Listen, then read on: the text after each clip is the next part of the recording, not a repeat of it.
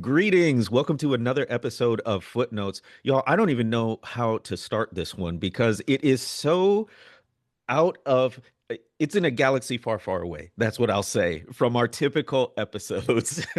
We have with us a very special guest, my dear, dear friend, Captain Bo York. I don't know. Captain felt right, man. Hey, I'm here for it, man. Boba York, we could go like a Boba Fett type There we go, situation. Boba York. Of course, you know Bo York as the producer of our podcast, Pass the Mic, but also of this podcast, Footnotes. So, to whatever extent I sound at all reasonable or coherent, that is due to his editing. But he's with us on in a different capacity today as a commentator about our subject, the Andor's series, which is part of the Star Wars universe. For folks who follow my Substack, I just wrote an article entitled Why You Should Be Watching Andor Right Now. And that's what we want to riff off of. So, as we dive in, Bo, I am the novice here.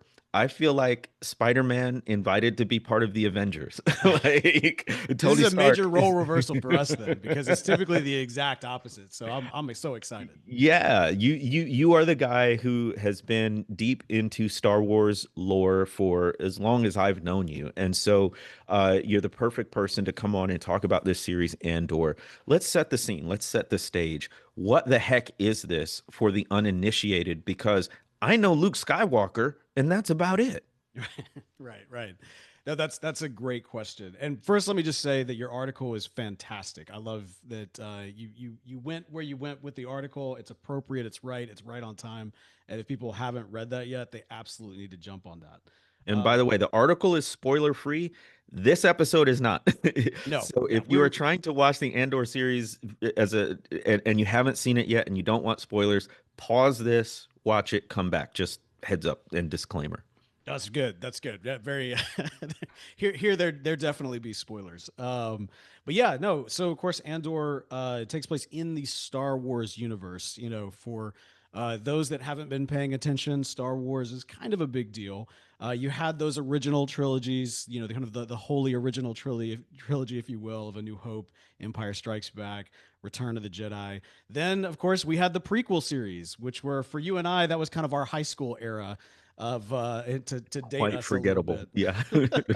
That was a big deal. Like when the prequels came out, it was like this massive. We didn't know this could even be a thing, and you know, it was this CGI, you know, cluster of loveliness that we got on the One screen, way to put it. and it's one of those situations that it was not as celebrated in its time as perhaps it should have been, because a lot about the prequels has aged very, very well, because it is the story of, you know, people not learning their lessons and basically how you get from a republic to an empire.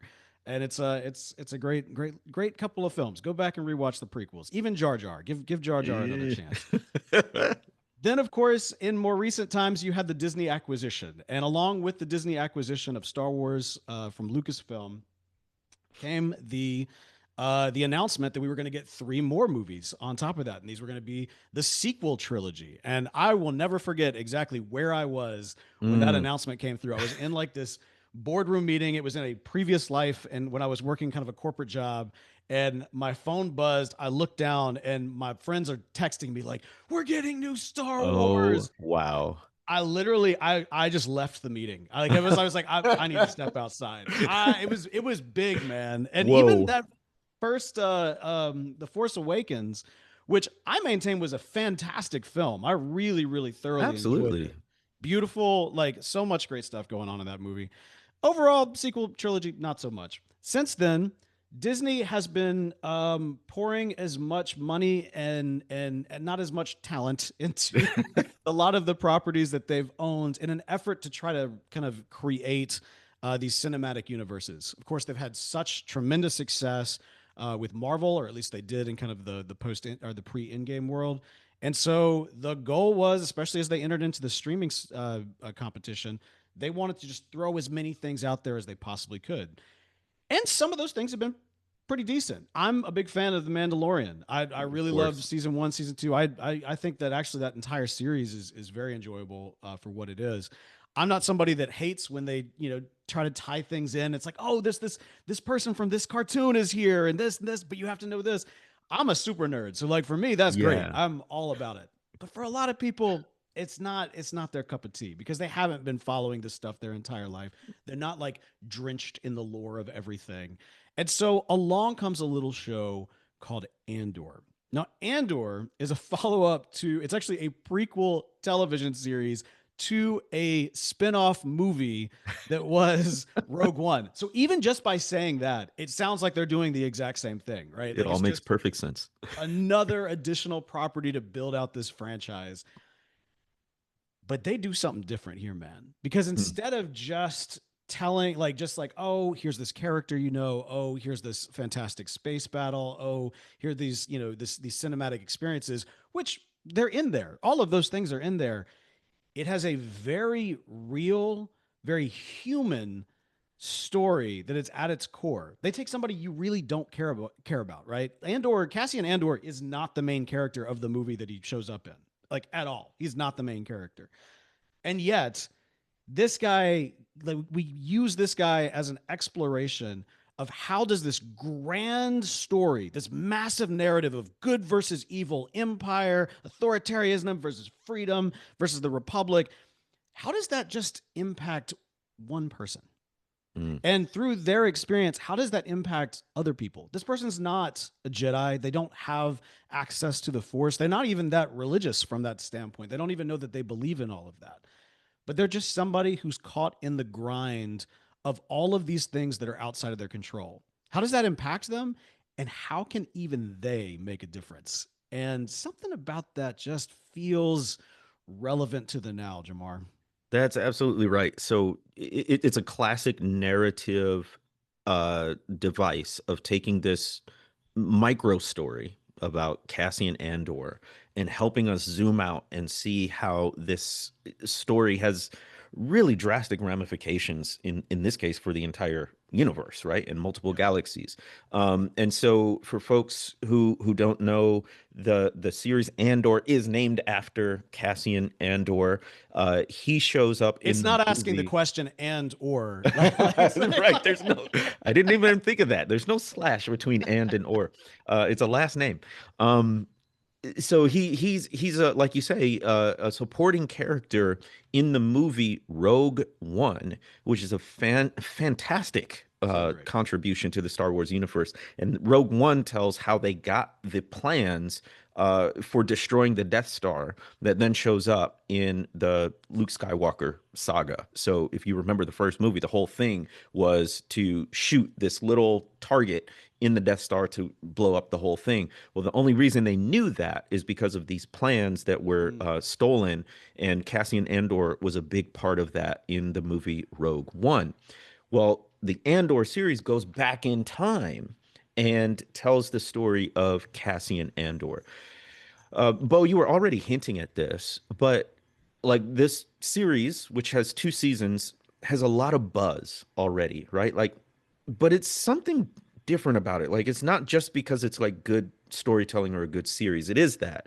But why do you think Andor hits differently than other Star Wars shows or movies? Like, what is it doing narratively, visually, politically that makes it so compelling? Oh yeah, listen. Okay, so and I think it's good to point out that it is two seasons, right? Because those the two seasons in and of themselves actually hit a little different. The first season in particular, it's good television. Like there's a particular arc in there where Andy Serkis, who's well known at this point, deserves an. I don't remember if he got an Emmy for that performance, but it was absolutely It was incredible really good. when that season came out. And the first season really does set up this idea that there are different roles for people to play, right? Like we're introduced to all of these different characters. It's Cassian, right? And kind of the way in which he's kind of entered into kind of the grinder of the system, right? This thing that's kind of grinding the everyman, grinding kind of the random individuals who are just out there trying to live their life. But they also introduce all these other characters. So Mon Mothma, who at the time is a senator. Star Wars deep, if you're a Star Wars fan, if you're like a nerd, you already know who this character is. But for everybody else, she's just somebody. She's working the Senate. She comes from privilege. You see her living in a very luxurious lifestyle in the midst of, at this stage in the game, Palpatine's been emperor for a minute. Mm. The Clone Wars was years ago, and now we're in this new regime. It's literally the new regime that they're kind of adjusting to, and she's trying to figure out exactly what she can do to help. There's also this other character that's introduced, Saw Gerrera. Now, Saw Gerrera was a character that was first also introduced in Rogue One, played by Forrest Whitaker. A when we see him, every single time we see this guy, he is like super unhinged. And what's great is in the first season of Cassian is he's less unhinged. We see him getting more and more throughout the our time with him, but he is a radical. His group is actually called the Partisans. Like they literally are kind of the ones that are pushing the edge and looking at, to a certain extent, the terrorism as a tool of like fighting the system, right? And not afraid of like leaning into those radical terms, not afraid of doing the radical things.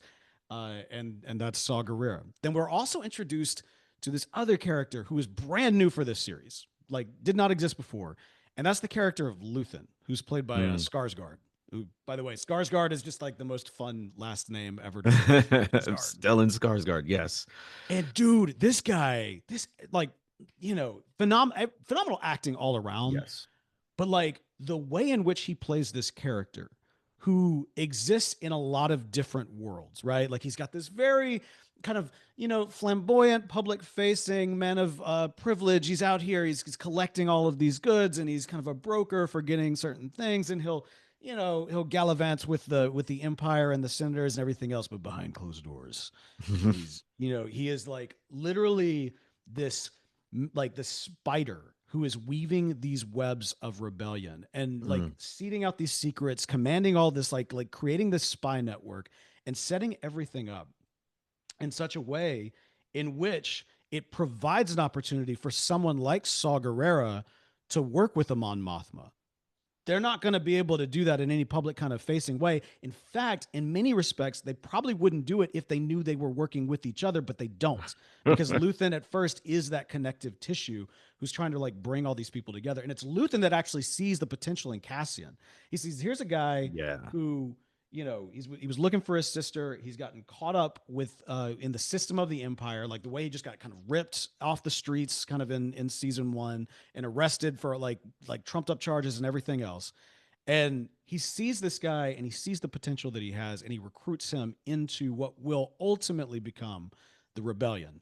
And it's like the way in which they lay that out is so great. But I'm kind of curious for your thoughts, man, because with, like I Yeah. said, with kind of these, aside from kind of Cassian and the immediate kind of family that's around him, with these kind of larger characters, with kind of like the dark, the light, and the gray, I'm curious what kind of spoke to you there with Mon Mothma, Saw Gerrera, and Luthen.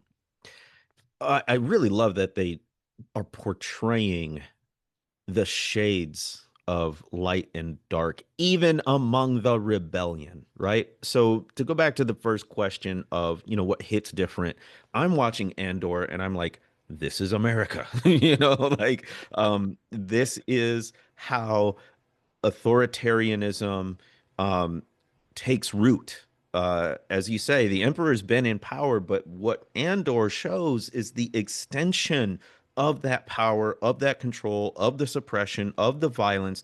And it feels like that's what's happening in the United States in real time. And so, what drew me to this series, Andor, was a narrative, fictional way of communicating real world truths. And what I was particularly hopeful about is that people who tune into the Andor series might be able to identify some real world truths and dynamics that they haven't seen or they haven't observed yet, or they haven't really wanted to admit to themselves yet. Like we can see it play out on a screen and be like, oh, yeah, that's wrong. That's evil. Or this little change or element, the surveillance here, the removal of this person there, the money, how that works and flows, the work of propaganda there.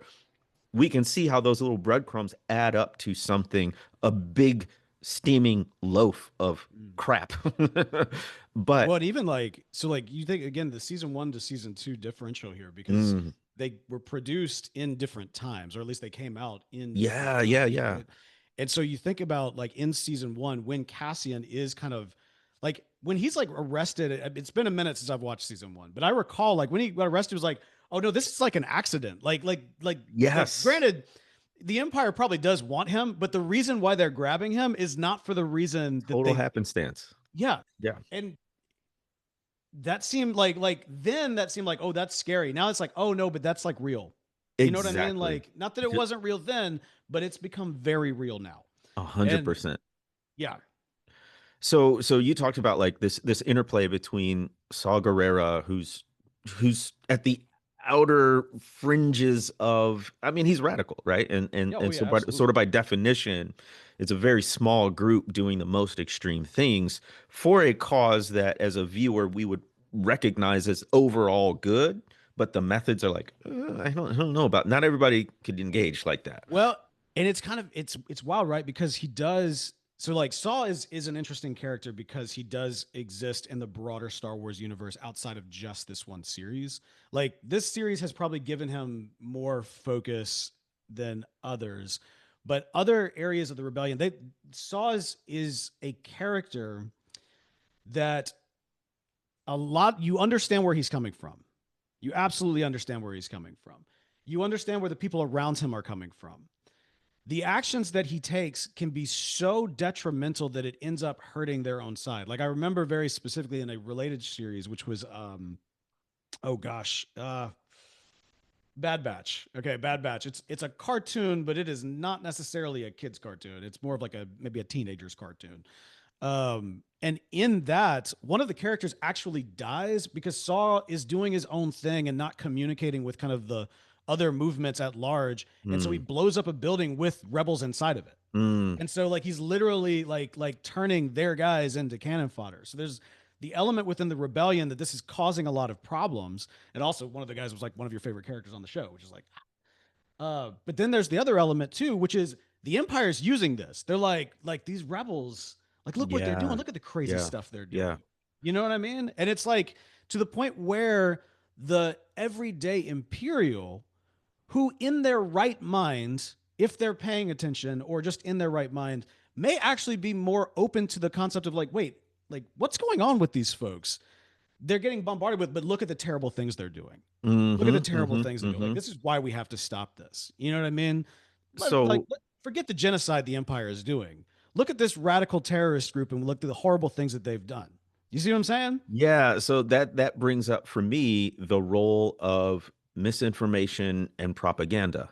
Mm, So in particular, there's this massacre that there's this slow, deliberate build. There's this essentially a board meeting of all these leaders in the empire, and they basically say, "Listen, we need this planet for its resources and raw materials. It has some element that we need for energy, and they're not going to give it to us. We eventually are going to have to take it. So what's the best way to sort of sway public opinion around this?"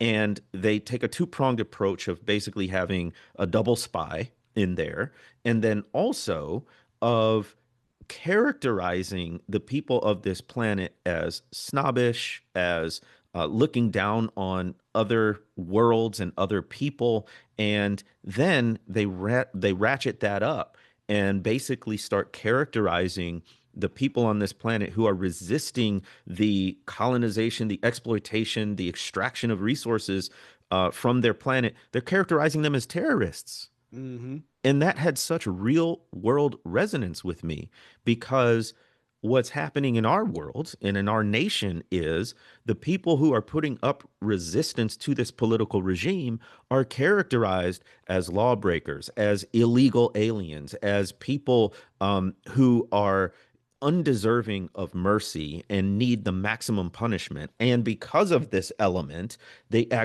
empire or the political regime has to come down even harder in terms of its oppressive measures with law enforcement, with imprisonment, with disappearing people off the streets. And so that was one element where I saw misinformation and propaganda cropping up. Can you think of any others or Oh, listen, but that's like this is exactly what I'm talking about though. It's layered, right? Because mm, it's that's not all happening in a vacuum. It's the area that we're focused on, but the reason why they're able to kind of help build this is the fact that they have the Saw Gerreras out there that are doing, kind of more radical tactics. And again, what the Empire is doing is significantly worse than any like they're crushing all of these people, but they're able to weave all of this together in this larger grand narrative.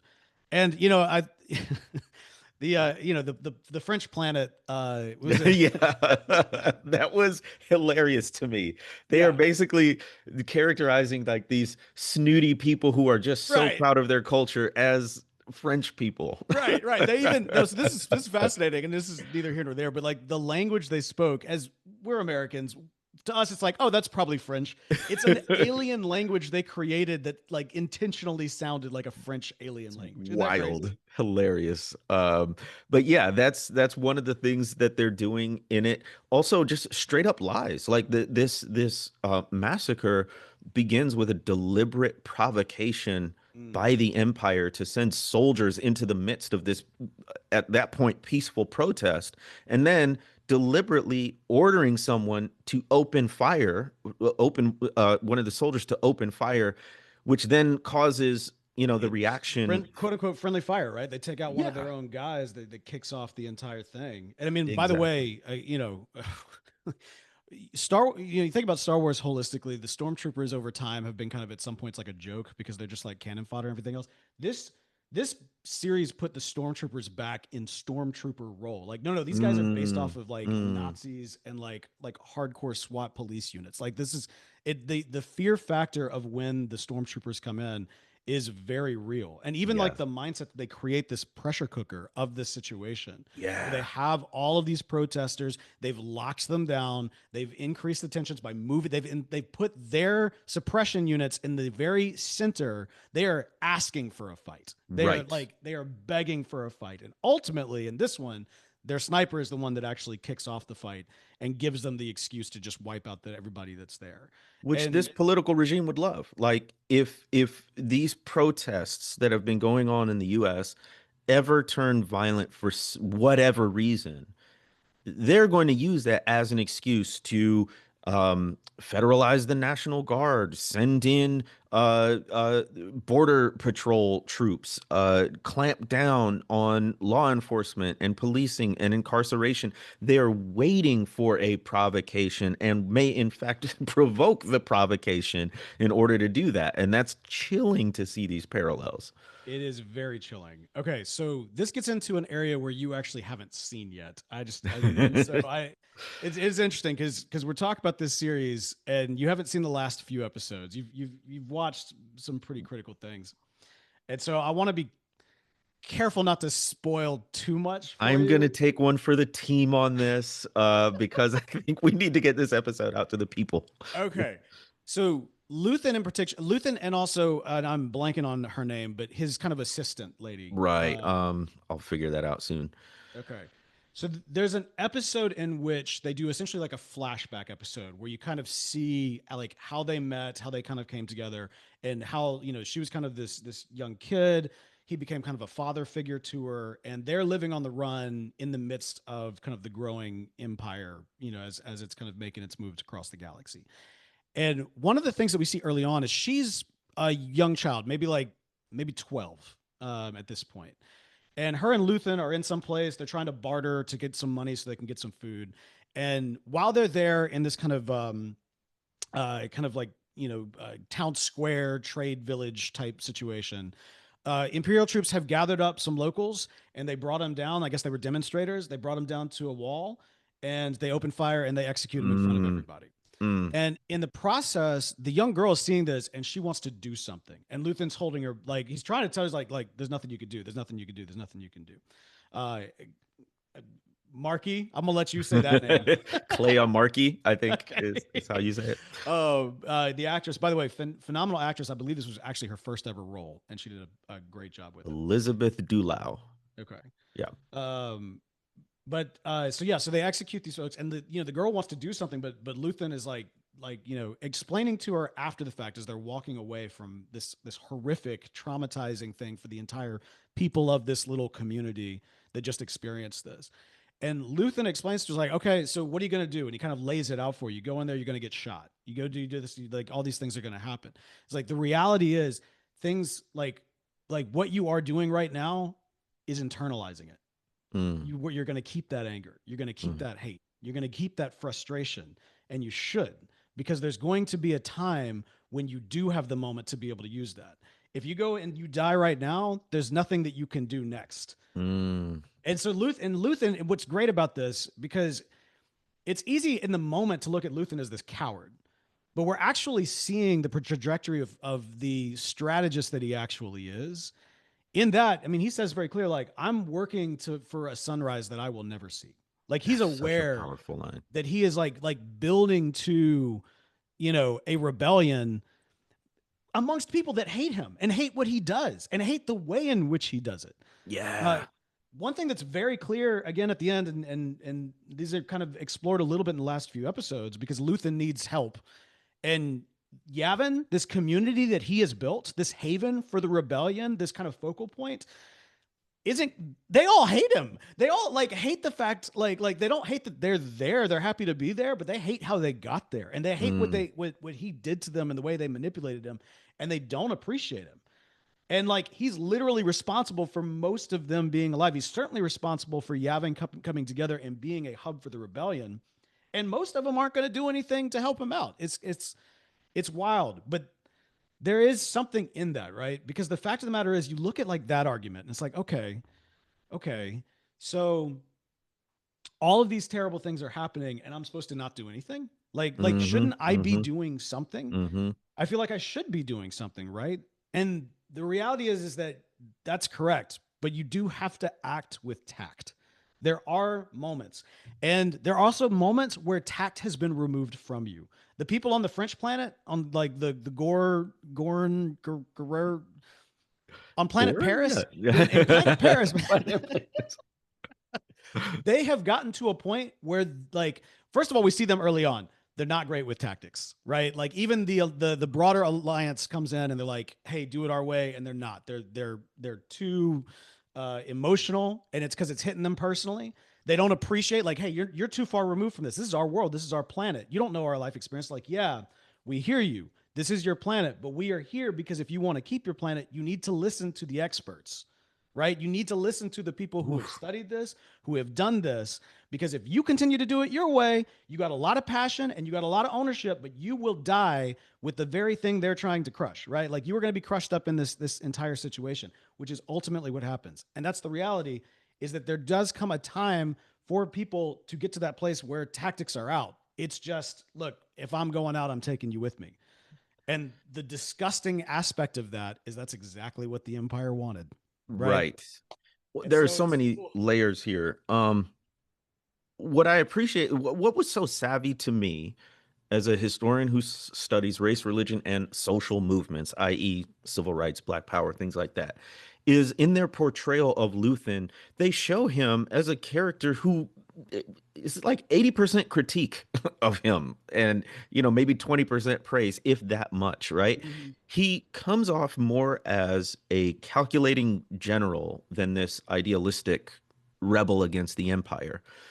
And also, it feels necessary. Like there's got to be someone to play that role, even though he makes decisions that throw people under the bus, that are opportunistic, but also aren't just in the moment or reactive. They're the decisions that are long range and long term thinking when so many people do just have that raw, this evil, horrible thing happened and I want to do something about it. Right. Luthen's the one like, okay, I get But that. let's take that energy, but let's focus here. Yes, let's Yeah. direct it. Let's strategize around it. And you kind of get frustrated with him. He's not super likable, but at the same time, you're like, dang, he's got a point, right? And he gets results, man. And Like he that's gets that's results. that's I mean, you and I have talked about this throughout our history of working together and just our relationship. Just the mindset of like there have to be kind of like tactical, practical steps. Like there Yes. have to be like a like demonstrating is great, but if we look at like what has historically worked in demonstration, there was a plan. It wasn't Mm-hmm. just an Mm-hmm. accident. It Mm-hmm. wasn't just here's all the rage. Like that's there, and that becomes energy that can be used, but it can only really be used when it's focused. And there has to be kind of that strategy that exists in a lot of these movements. Otherwise, they can be co-opted in a lot of different ways. One of the things that you mentioned the religious aspect of things. I would love to talk about the way in which, like, I nerd out on how I see so much of the American church and the Jedi Order. Yeah. Oh, wow. Okay. All right. We're going there. Let's do it. This is Well, and I don't mean theologically, because sometimes people will like not go with me, like, well, it's a different, like, it's like more like Buddhist. It's not. I was like, okay, yeah, but okay, fine, but but just put actually, that out of your head for just a second, right? Like, if you think about it, we've got this character in Andor of this healer, right? This lady that's like a healer, and she's people come to her, and sometimes it works, sometimes it doesn't.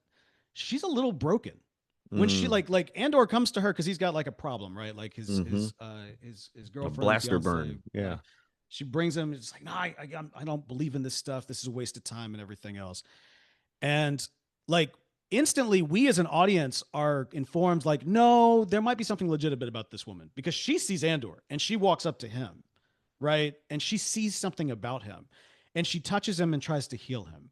And she thanks him because he showed it, not because he gave her the opportunity to heal him, but because in him, through the force, she was able to see a conviction that she's Hmm. missed, right? Like there's Hmm. something like very true and focused, and that's been something that's been missing. Yeah. What I find fascinating about this woman, and part of it is the fact that she admits, like, sometimes it doesn't work. I don't really know what I'm doing. It's her age, Hmm. because where she falls in the storyline of Star Wars, the Jedi Order is gone and was gone before, like, no, after she was born. And so the fact that she has the Force implies that at some point the Jedi Order came to her as a child and said, no, no, there's something about you. Yeah. The Force isn't quite. I mean, it's with you, but I mean, like, is Interesting. it really with you? You're not like, whatever our test is, You didn't go whatever to the right our seminary. theological requirements are for taking on you as a Jedi, you don't have it. So even though you do have the Force, uh, I hope I'm not going to get in trouble for this. Even though you're anointed, if you will, like we as a church, as an organization, as a Jedi Order, we don't recognize you. You're not doing the Force right. So bye bye. Yeah. And Yeah. so meantime, the Jedi Order gets corrupted and co-opted by the state, and then ultimately destroyed for one singular theological viewpoint, which is the Sith, right? And so Mm. now the Jedi Order is Mm. gone. They are completely like they have no ability to do anything anywhere. Most of them have been wiped out, and the only ones that survived the purge of the Jedi Order were the ones that the Jedi Order said, no, you're not good enough. No, you're not doing it right. No, your theology isn't right. You don't have the right midichlorians, whatever it may be. Those are the ones that survived. And here's the beautiful thing: the Force is still at work. The Force is Wow. still using these Wow. people. The Force isn't using the Jedi Order anymore. The Force is using these individuals that the Jedi Order cast out, and those are the ones that are the new spiritual leaders, and they don't know what they're doing. They didn't have the same kind of training. Like a few of them did that are kind of scattered about, right? Because even Yoda, who was like the freaking Pope, right? Like he was literally like the head of the Jedi Council. He's out here like, yeah, I don't know, I don't know. Like, like we That's right. That's right. mess up, Yeah. we did, like. Mess up we did. Yeah, these are, man, well, yeah, this kind of mirrors our experience in certain circles of Christianity where if you don't toe the line, if you don't check all the boxes, if you don't show up and present as the thing they're used to or want, you are essentially cast out and treated as an outsider. But yet and still, as you say, in the Star Wars universe, the Force is still working. And in our universe, God is still at work, even among the outcast, especially among the outcast. And that's what a series like Andor presents narratively and almost cinematically so well. And there are these layers of the actual sort of political action that's happening, but also the spiritual action, because ultimately, this is a series, I think, about hope. Interesting. It is about the scrappy, messy, imperfect pursuit of an ideal that says tomorrow can be better than today. If there's a tie that binds all of these different rebels together, all their different tactics, all their different backstories, all their different personalities, the one thing they hold in common is that something's wrong and it needs to be made right, and that it is a worthwhile endeavor to try. But it's so realistic because they've personally experienced so much trauma and tragedy. They know, like Luthen says, they labor for a sunrise they may never see. And in so many ways, that mirrors actual resistance movements where there are seeds planted over decades, over generations, that never, the people who planted those seeds never get to see it bear fruit. But if they hadn't planted them, and this is where we are in our moment right now, everything feels so big and complicated, and we can't wrap our arms around it. And what can we possibly do against the empire? We can plant seeds. Mm. And there's really no guarantee that we'll see those seeds bear fruit in our lifetimes or from our isolated efforts. But if we don't plant those seeds, they will never bear fruit.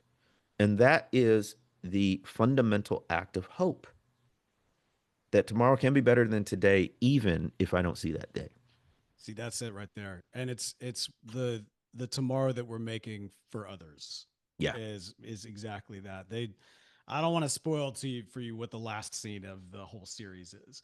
But suffice to say, it really plays into that concept for Cassian, because obviously Cassian's alive by the end of the series. He's got to be alive for the movie, but we know that he doesn't survive the movie.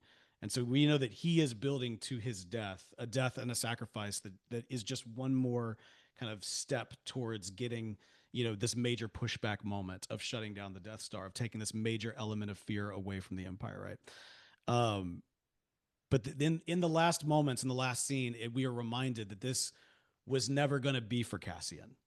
Mm, Like the to some mm, extent, just rebelling is in and of itself the freedom that he will be able to experience, but he won't be able to experience the freedom that comes after, like a successful rebellion.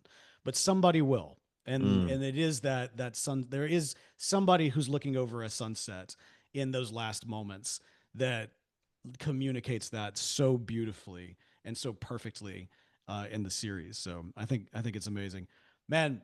I know that's like the perfect place to end it. I do feel like There's so much more. Yeah. Keep going. I do feel like, just like rapid fire, like we talked about the rebellion because obviously it's the one that like communicates the most to us. But the reality is the characters on the Imperial side are such a big Yes. component of this as well. Yes. The lady that worked in the ISB, phenomenal actress, by the Dedra way. Miro. Yeah, incredible voice actress, has like an insane talent there and everything else, and just brought so much to that character and was great. And you totally got who this woman was. You know what Mm-hmm. I mean? Mm-hmm. And just like that desire to like push forward and like succeed in the midst of the machine, and even like and even driven by her own convictions, as wrong as they were. But even her convictions, the fact that her convictions required her to step outside of the machine, is ultimately what got her crushed by the machine. Phenomenal. Dude, the nerd dude that she was, the guy that looked like Gabe from The Office. I'm forgetting that Cyril guy's name. Karn. Yeah. Yeah, he. I heard it from, there was a different commentary that somebody mentioned, which is like, this guy in a just world would be a good guy. He's just a rule Mm. follower. You know what I mean? Mm. Like Yes. ultimately, what gets him into the imperial system is that he was frustrated that bureaucracy's not doing what it's supposed to do. Like it's not, Yeah. nobody's following the rules. And so in a world where there's just rules and just law, this guy would be a great guy. Yeah. A useful cog in the machine. Exactly. And there's a lot of this guy. There's a lot of her too. Like there's a lot of these imperial, very real, tangible characters. And I think they were displayed very, very well. We also saw people from within the empire that were willing to step out. Mm-hmm. Mustache dude, and again, I'm Mm-hmm. sorry because I can't remember anybody's names right now, but you know who I'm talking about. Like Mustache dude is actually an informant, and he's staying in that role, and it is scary. And like when we see him meet his end, he is at a place where it's like, look, I know what they're doing. Like he's literally the one that gets the information of like, the Death Star is coming. Like this is not an energy project. This is the death. Like this Mm, is a weapon, and it's a big deal. And as soon as they find out that I know I'm dead, and so he gets that information to Luthen, and he's like, but even then he's like, but I'm not going to tell you until you can get my family. I got a wife, I got a kid. yeah, Like we have yeah. got to get off this planet. And Luthen's like, all right, I'm gonna send you to Yavin, but you got to tell me what it is. He tells him what it is. Luthen leaves him dead in the street because he's a liability. In also in that same, I think in the arc where they're trying to get Mon Mothma off the planet. Did you see that one? Yes. Okay, so in that one, in Mon Mothma's thing, her driver Clovis, which is the only Yeah. name I remembered of these side characters, because that's such a bizarre name. Uh, like we see he's an informant for the Empire, but then we see on like as he's listening to her speech, he never says it, but you almost get the sense like she's waking up something in him, Hmm. like that he actually does want to help, but then he shows up too late, Too little, too late. too Yep. little, too late. And so there are these all like there is a place for all of these people, but they're all gonna die. They're all gonna die in this effort to get to what will Yes. ultimately be the next, like the hope for the next generation. Andor does a great job of of portraying the power of the Empire. Like we sit back with these Pollyannish ideas that just because we're for truth and justice and humanity, that is enough. Well, guess what the Empire has behind them? Stormtroopers, a budding Death Star, spaceships and fighters and Fear, power fear, and fear, money. fear. Yes. Fear, so much fear. Legitimate fear, Yeah, because it's death. It is very real it is death. It is deadly. very real soul crushing bureaucracy. It is all of these things like power, like communicate the powerlessness of everybody else and the extremes for just doing the smallest little bit of rebellion, like the extreme. Yeah. And we cannot miss the almost one to one between the ISB and ICE. So the Yeah. ISB, Imperial Security Bureau, and ICE, Immigration Customs and Enforcement, whatever. Um, the way the ISB is not stormtroopers, operates in a more shadowy realm, but is incredibly powerful, incredibly intimidating, grows more powerful as the propaganda machine cranks into high gear and calls rebels terrorists and things of that nature. They take on a more central role of suppressing the rebellion. Yeah. And that is an exact parallel to ICE, which is, this regime's personal ISB force to go and handle problems violently and put down any sort of sign of rebellion. Well, and look Um, at like a couple of was a year or so ago, I want to say, when ICE was increasing its staffing for social media monitoring, and so now, like, what do we have now is they'll show up. It might show up at your door. They might show up at my door after this. I yeah, don't know. Like yeah, the reality is, like, there's a extreme information element that is tied into not just going after the people they say they're going after, but shutting down any kind of statements critiquing what they're doing. You know what I mean? So right. you can get Oh, every single yes. level. Um, so there's another part of it that just as we, do rapid fire thing, Mon Mothma's speech to the Senate, Right. which is what caused her to have to be evacuated, right? Right. It was so eloquent. It was so beautiful. And it was this it was right after the massacre on Gorman. That's the Gorman. planet. Right. Not Yes. Now, Planet now, Paris. Gorman. now we Not remember. Planet Paris works as well. And so she's putting that in context. She's fighting back against the propaganda, and she's saying that we put in power the most malevolent force we can, and that's Emperor Palpatine, right? mm-hmm. So she's talking about her fellow senators. She's talking about this political machine that she's right in the middle of, and she's saying we allowed this to happen, and we cannot allow it to keep going. And it's that speech, it's her courageous stand, right? That basically gets her on the hit list, and she has to be evacuated at deadly risk to herself and to Andor and everyone helping them, simply because she was speaking the truth. And it just was like, man, could we copy and paste this, maybe change a few of the names, and have a senator speak this in Congress and speak to Trump, because it would be almost that relevant. So those parallels were again just chilling. Yeah, and even then, it's a rallying cry, right? It's not like his Yeah, speech yeah. changed the world or suddenly made the empire go away, but it was a rallying cry, Well, and it was you a made the rallying cry point. from inside the system. That's right. That's Bail, right. the concept of Bail Organa being the one to kind of like set her up. They use the system against itself to be able to get her this moment. They try to shut it down, but they can't shut it down. Like getting that message out there and getting her out. What I think is interesting, they don't really talk about this, but Bail uh his mindset is he's still going to stick around, right? Like he still pops over it. He's still he can go back and forth between Yavin, but he's like he's going to maintain his Senate seat and everything else. Mm-hmm. And Mm-hmm. his mindset is because why? He's got this little but he's got Leia. He's got like Yeah. literally, this backup plan of Unreal. right, what's going to happen. But then even then, what happens to Bail? When the Death Star is built, before it could even get to Yavin, it kills his entire world. And theoretically, if I'm not Mm, mistaken, he's actually back home when it goes down. Had he been on see, Yavin, he would have been safe. He was my back home, didn't right? actually work. Yeah. So Well, there's you made the layers point. to all of this, At some point, the change has to come from within. right? So yeah, talk about that. Like, there's only so much these outsiders can do. No, but I mean, at the same time, like, so all right, so the we're never gonna have. I don't know. Anybody know Baron? Is he any good? I don't know. Like, Nah, nah, not from what I mean. He's a kid, so whatever. I don't know.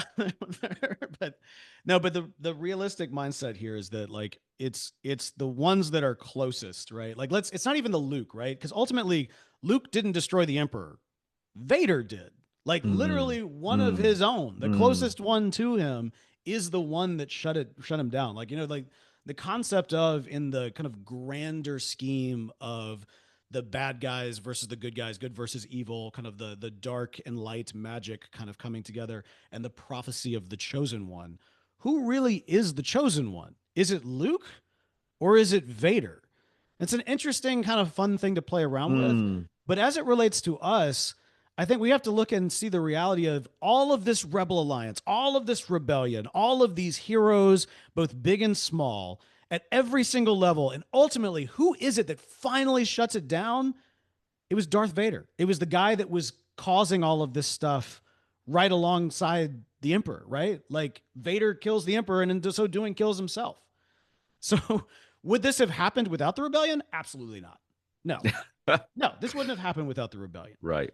So the reality is like there is this big push, and I think it's valid to really hammer on those within the proximity to power of like, look, let's just be more specific, right? Look, Republicans, like, really? Y'all are co signing this? This is almost everything y'all ever said y'all were against. Like bribes from a foreign nation? Like what? Like, what are you talking about? This is not what you're in. Even the things that we might like that the administration does, it's like, we know you guys hate that. Like, you know what I mean? Mm-hmm. Like Mm-hmm. what is going on here? Like, ultimately, it is going to be these Republicans that take out or like really kind of make the moves to end this authoritarian movement that we've seen. Like they are essentially the last, not even safeguards. They are the ones that can put an end to it. And so, as frustrating as that is for the rest of us who've been like saying this is happening for forever, the reality is it is going to be those guys that are going to be able to step. They're the Darth Vaders, if you will. You know what I mean? Like we Yeah. see Yeah. the Darth Vaders constantly. And the frustrating thing is we know that a lot of them don't believe half of what they're saying, but they're too close Mm-hmm. to it. They Mm-hmm. like it's not even like, you think about Darth Vader. Darth Vader was never going to be the emperor. Darth Vader was scarred and marred in his process towards getting close to what he hoped the Emperor had, which was kind of this power, this ability Mm. to be so powerful that you could protect yourself, protect your loved ones, and even stop people from dying. And in his pursuit to be as powerful and as influential as the Emperor, he was destroyed. His body was cut apart, and he becomes this mechanized tool that is then used by the emperor because that's all he has left. He's lost everything else, including the very one he was doing and selling his soul for. And so he just becomes another part of the machine. But this very powerful thing, there's a lot of people that are probably in that very similar position because they have made all of these different compromises and they have nowhere to go. The Rebel Alliance is not going to take Vader. If he switches sides, people aren't going to welcome him in. That's not going to Mm-mm. happen. You know what I mean? Yeah. Like there's just a reality there. There are some people like, no, you want to turn coat? Like you were a stormtrooper? Yeah, we'll take you. Yeah, come on. Like storm, yeah, it's crazy, right? Or like this person, that person, the sniper from Mandalorian, whatever it may be. Well, like yes, there are elements, but for some of the people who are that close in, you got to do it. You got to make the moves from where you are to shut it down Yeah. and Yeah. empower those around you. There might not be a single Vader, but the Vader from our standpoint might be more of a contingent of folks that are actually in that proximity to, you know, to that level of authoritarian power where literally they're being gifted that power and they have to be the ones that turn it back and say, no, we're shutting this down. We're going to That cast you down the exhaust tube while you're throwing lightning at us and going, yeah, that's the most metaphorically. tender that's the most tender, soulful analysis of Darth Vader and his plight that I've heard. And I think it's very accurate. It's Let me true. It's It true. That's what I'm it is saying. very I've been saying accurate. for years. We made fun of the prequels and we missed it all. Like we missed the message because we got so obsessed Now with I like, gotta go back oh, and watch the Jar Jar is prequels. stupid and there's too much CGI. I'm like, y'all, are y'all paying attention to what's happening? All right, Yeah. one last thing and then I'm done. And that is and then Mon Mothma, the actress that played Mon Mothma, since we're talking about the prequels, that actress was cast as Mon Mothma as like a cameo role in the prequels, like in I think Revenge of the Sith. And Right. the And notion that's was that it was like Genevieve a O'Reilly. Yeah. yes, like the notion was like it was like a small group of senators who were just going to make a petition to say we think that Palpatine has too much power. Like literally that was it, and it was going to be a throwaway scene. In fact, it was so throwaway they didn't include it in the movie. Like it wasn't even in the movie. Here we are now. That actress is killing it on this show. The exact same Yes. actress that got her back to really play the character in full, and she's phenomenal. So I think it's fantastic that Star Wars takes are like they will take care of their people. You know what I mean? You get one little role in a Star Wars movie, and or in some sort of Star Wars thing, and you might end up coming back and having a whole series like 20 years later. I think that's Yeah, yeah. Take the role in the franchise film. You never yeah. know You how never the know. world building will come back and benefit you. This has been a great conversation. I'll just reiterate that stories like Andor can sometimes reach us in ways that books, sermons, news reports can't. And I think that ties into something I talked about in the Spirit of Justice. In the last chapter, I've profiled these 50 different people, and I'm like, well, what ties them together? And I list these four virtues: faith, courage, resilience. And one of them was imagination. Mm, And there's a sense in which imagination is resistance. And there's this great quote, I think by Toni Morrison, where, now is the time when artists get to work. And I think Andor is a perfect illustration of this, where I don't know how intentional the series creators were in terms of looking at our real world political situation versus just this is already part of Star Wars lore. I mean, it's core to it, the Empire and the Rebellion, right? But it is a perfect example of the way imagination and building a world that's fictionalized, that's dramatic, that's narratively resonant can help illustrate truths that we need to hear right here, right now in the real world. And so my hope is that it does put in perspective in a helpful way what we're really facing, because we are really facing empire. We are really facing fascism. We are really facing authoritarianism. And if it doesn't come through with my reel on Instagram or my article on Substack, maybe it'll come through as you watch season 1 and 2 of Andor. So that's why I wanted to do this episode. You were the perfect person to have on. You unpack so many layers. We should have just had the whole, post episode podcast thing for every episode. But there's so much to dig into. If you haven't checked out the series, check it out. I don't get any kickbacks from it. So Disney Plus, if you see a spike in viewership, holla at us. All right. We'll do this more often. no, don't do Any that, man. closing See, thoughts? that's why this is footnotes with a Z when you say stuff like that. No, I'm just kidding. Footnotes with a Z. Yeah, we need to talk about Thunderbolts. Thunderbolts. Um, but yeah, man, any closing thoughts from you? Listen, I'm so honored and thrilled that you had me on for this. This is a subject matter. I always kind of make the connection lately with Beard from Ted Lasso when they ask like, what do you like? They ask him all these questions. What I was like, does it ever bother you that like we're all just gonna die one day? And he's like, about the meaning of life. I'm glad somebody finally asked. Oh yeah, I got some thoughts. That's There's a a lot of perfect, subjects yes. like that where I'm very much more of like I'll hang back, but if somebody asks, oh yeah, I got some thoughts. Well, we appreciate your thoughts. Thank you for joining us so much on Footnotes. We'll definitely do this again. And thank you all for tuning in. Remember to subscribe to this show. If you already subscribed, leave a review. I might read it on the air. And if you want more, jamartisby.substack.com. We'll see you next time.